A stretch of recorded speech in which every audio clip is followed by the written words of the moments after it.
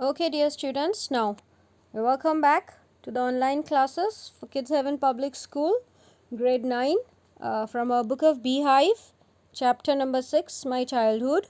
Now we are looking at the grammar part. अब जो grammar part है, my dear students, I want you to note this in your grammar notebook, okay? Not in the Beehive. ये completely एक grammar part है. इसमें दो तीन topics आएंगे अभी. मैं आपको explain कर रही हूँ. So, and when you're noting it, do not write the questions. Just note down the answers only. And जो exercise है, वो भी आप grammar की ही notebook में करना है इसमें, okay? Now let us begin. जो first part है इसमें, इसका instruction है, study the words in italics in the sentences below. They are formed by prefixing un or in to the antonyms. That is word opposite in meaning. अब हमें क्या करना है? प्रीफिक्स ऐड करना है. एक लिस्ट है यहाँ पर बहुत सारे वर्ड्स की, इनमें आपको प्रीफिक्स ऐड करना है. प्रीफिक्स क्या होता है? प्रीफिक्स वो 2 या 3 अल्फ़ाबेट्स के वर्ड होते हैं जो कि हम किसी भी वर्ड से पहले लगाते हैं. प्री का मतलब होता है पहले, फिक्स का मतलब होता है ऐड करना या लगाना. सो प्रीफिक्स जब हम लगाते हैं किसी वर्ड में, वो वर्ड उसका एंटोनिम बन जाता है, मतलब कि उसका ऑपोजिट हो जाता है. ठीक है, ओरिजिनल वर्ड का. अब देखें जो प्रीफिक्स हम लगा सकते हैं वो कौन कौन से हैं? I N, U N, I L, I R, I M. Okay, अब जब सबसे पहला वाला है फॉर एग्जांपल एडिक्वेट. एडिक्वेट, अब इसमें जो हम प्रीफिक्स लगा सकते हैं वो है I N, inadequate. Okay, and for example second वाली कॉलम में फोर्थ वाला है लीगल. लीगल में हम क्या लगाते हैं? आई एल, वो बन जाता है इलीगल. सो इसी तरह से आपको इन सभी वर्ड्स में प्रीफिक्स ऐड करने हैं. ठीक है, अब जो नेक्स्ट वाला है पेज नंबर 77 पे मिलेगा आपको ये बीहाइव की बुक में. इसमें हमें क्या करना है कि जो सेंटेंसेस हैं इन्हें हमें पैसिव फॉर्म में बदलना है. पैसिव फॉर्म में जब हम किसी सेंटेंस का वर्ब बदलते हैं वो पास्ट टेंस में बन जाता है. ठीक है, मतलब सेकंड फॉर्म में बन जाता है जिसकी एंडिंग में ई डी या ई एन लगता है अक्सर. फॉर एग्जाम्पल जो पहली सेंटेंस है, in yesterday's competition the prizes give away by the principal. So जो गिव अवे है ये गिव का बन जाएगा गिवन, और इससे पहले हम एक पास्ट टेंस के लिए वर्ड लगाएंगे were. So in yesterday's competition the prizes were given away by the principal. Okay, अब गिव है, देखो वो गिवन बन चुका है, एंड वर्ड ऐड होता है क्योंकि हम पास्ट की बात कर रहे हैं, कल की बात कर रहे हैं.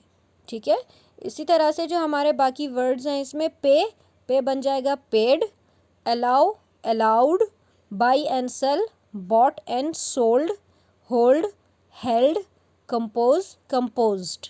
ठीक है, सो आप देखें ये डिफरेंस है जब हम पैसिव फॉर्म में सेंटेंसेस बनाते हैं. अब जो इसका नेक्स्ट पार्ट है इसमें 2 पैराग्राफ्स हैं.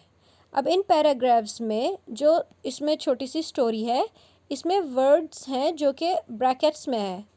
अब ये जो ये वर्ड्स हैं हमें इनका सही फॉर्म लिखना है, मतलब कि अगर ये प्रेजेंट में तो इन्हें पास्ट बनाओ, जिस तरह से सेंटेंस में ये यूज़ हो रहे हैं हमें उसी फॉर्म में इनको बदलना है. सो जो फर्स्ट वाला है para 1, how helmets came to be used in cricket, वो मैं आपके लिए कर चुकी हूँ.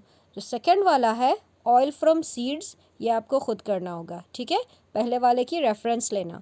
अब इसे देखते हैं.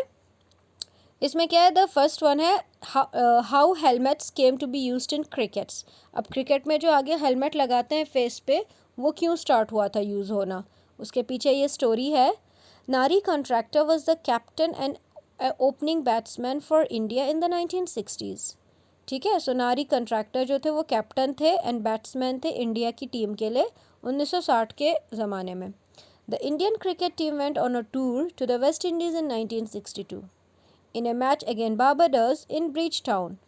नारी कॉन्ट्रैक्टर, अब देखें ब्रैकेट में, सीरियसली इंजर एंड कोलैप्स. अब हमें पता है कि ये एक पास्ट की स्टोरी है, सो हमें इन वर्ड्स को सेकेंड फॉर्म में मतलब कि पास्ट टेंस में यूज़ करना है, जो कि बन जाएंगे नारी कॉन्ट्रैक्टर, ठीक है, got seriously injured and collapsed.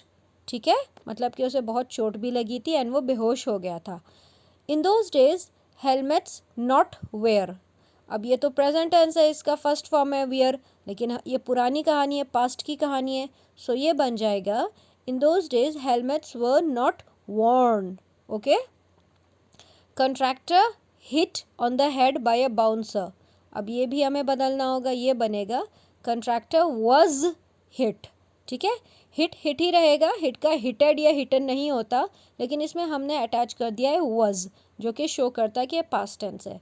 इसी तरह से जो बाकी वर्ड्स हैं इसमें डीपली कंसर्न, ये हो जाएगा concerned, fracture fractured, worry worried, accompany accompanied. Okay. Saved, donate donated, and routinely used. Okay, so इस तरह से हमने सभी वर्ड्स को बदला है.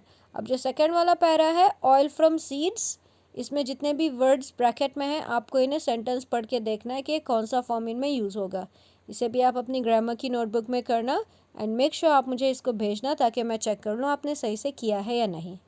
दोनों पार्ट्स में अगर कोई भी प्रॉब्लम होती है फर्स्ट एंड सेकेंड वीडियो से जब आप देखेंगे, make sure you ask me. Okay, करने से पहले पूछ लेना ताकि गलत ना करें आप. Once again I am telling you, do not write the questions, नहीं तो वर्कलोड बहुत ज़्यादा हो जाएगा आप पे. Okay, thank you for watching. If you have questions please do ask me. Thank you.